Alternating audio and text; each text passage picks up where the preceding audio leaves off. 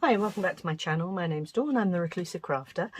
Today is just a quick update on the Glassine pockets that I was working on, and I've had a few people ask how the others turned out. I only showed you the final version of the snowman one, so there is actually an update on the snowman one. It wasn't quite as successful as I thought it had been. When I came back to it, although I thought it had worked really well, when I came back to it a couple of days later, the napkin had actually pulled away from the pocket itself, so I've had to do a repair on it, and I've used the matte medium that I used on the other ones because that seems to have worked and taken really well.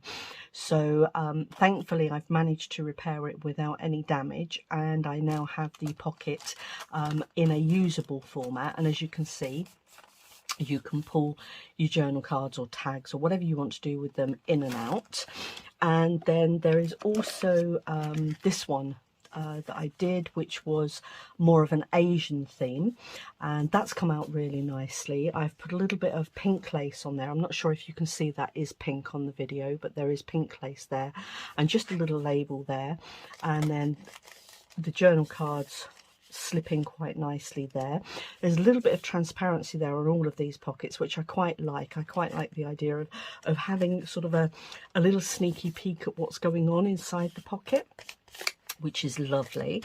And then I've got the hummingbird, which I did finished off with a bit of peach lace.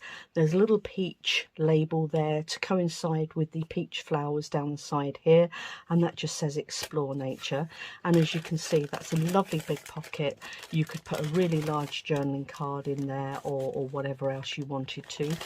So that one will work really nicely in any journal. And then my final one was the one that I was doing, hopefully to coincide with the Ocean Spray digitals from Amanda, Scrimping Mummy.